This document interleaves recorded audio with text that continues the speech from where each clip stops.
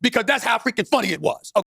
That doesn't bother me at all. Okay, it really was. Okay, you're talking about me like I'm not sweating anybody like that. Did I hear correctly? Did we show what he called himself Muhammad Kellerman, as in Muhammad Ali Kellerman? Muhammad Ali Kellerman. If you're doing a debate show and you're a competitive person, why would you want me as a partner? That's bad. You want to go 15 rounds every day with Muhammad Kellerman? That's just bad.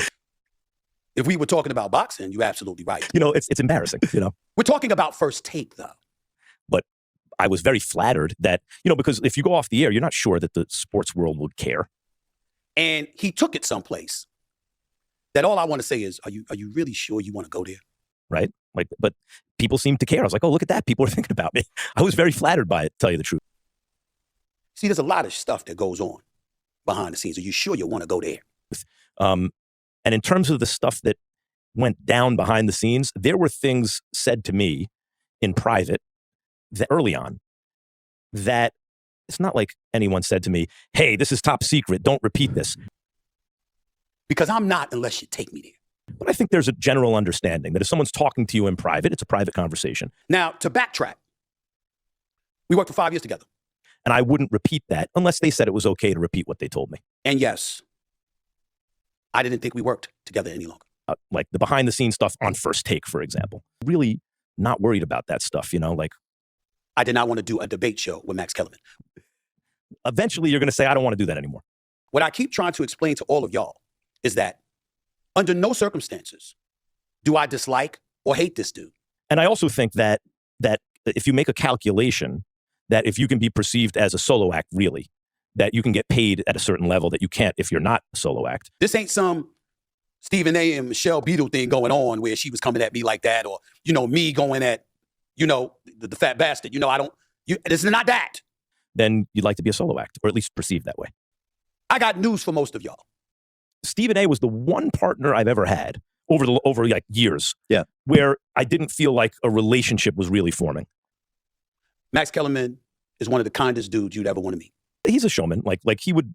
I never had to worry about when the little red light came on that it wouldn't be a show. He's actually a very nice guy. But it would be like, you don't want to be undermined, you know. Whatever. But if Max Kellerman wanted me to come on the show, I'd happily do it. If you have a counterintuitive conclusion about every topic in sports every day, you are insane. If Max Kellerman needed a favor and he picked up the phone to call me, no problem. Stephen A. has no hot takes. That has nothing to do with wanting to work with somebody on a debate show. Stephen A. almost never, I can't think of any counterintuitive conclusions that he ever reaches. We want to go there, let's go there. That's not his job on the air. His job is to be the big reactor. Max Kellerman's first day on the job, he said, Tom Brady is a bum. He's going to fall off a cliff. And the next day he apologized. He's there to hear the crazy conclusion that his partner has come to and actually be the everyman with a loud voice. That's no crime. Like, you are crazy. There's nothing wrong with it in the grand scheme of things. So there's a lot of pressure on his partner to come up with a counterintuitive conclusion about everything. A matter of fact, decent thing to do, because he might have felt his comments were a bit extreme. We've all been there. Me too. Now, how do you do that? But there was an audience that was accustomed to Skip Bayless being diametrically different for a decade. Well, you're just making it up. You're doing it for TV. No, what you do is you take a topic, and a good producer will start to drill down on the topic and say, okay, so you agree about this. So Mahomes is a great quarterback, but what does he do well and what does he not? And you keep going down until until you get a divergent opinion. And when Max came on the show, the top ratings were handed to us because of what Skip and I were doing. Well, actually, I think he is good at this. No, I think he's good. No, actually, the most important player on that, we both think this is going to win. This team's going to win the championship. We both think this is why. Drill down. But no, actually, the key player is, other than the superstar, is this guy. No, it's that guy. Actually, Draymond Green is the second most important player on the Warriors, right? So the audience has an expectation. But you keep digging until you get a divergent opinion, and there is your argument. For that show. But there was a lot of pressure on that show. Like Stephen A's opinion will not diverge into counterintuitive.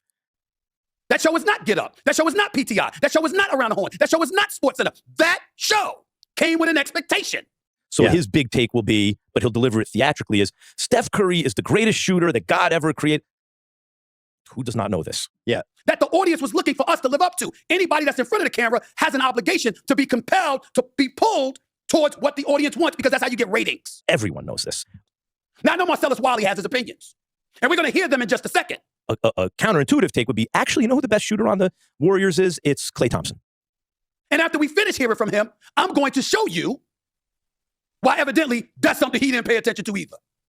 Because when I'm making this up, I don't believe this. I thought it was Steph. But because when you say greatest, you have to talk about high leverage moments too. Couple of things. There was pressure on that show for me to keep digging until you hear something you think is crazy. We were the #1 rated show. And people watched us every morning. It was a lot of work to keep digging until I said the thing that I believed that would also get a reaction. And there was an audience out there demanding, why the change? Because again, if all you see is the counterintuitive conclusion and you don't have the analysis of how you got there, then did you sound crazy? And I had to answer for it. Would you have preferred that I run and hid? If you do real analysis and you always come to the intuitive position, your powers of analysis aren't very good. I thought you were supposed to be Mr. Truth Teller. You should absolutely double check to make sure that you believe what you think you believe. Was I supposed to hide? Didn't I make that call? Because the chances are you're wrong and they're right. Didn't I ask for the change? But Bill, sometimes you check and you check and you check and you go, no, in fact, I'm right and they're wrong. Am I supposed to act like I did it?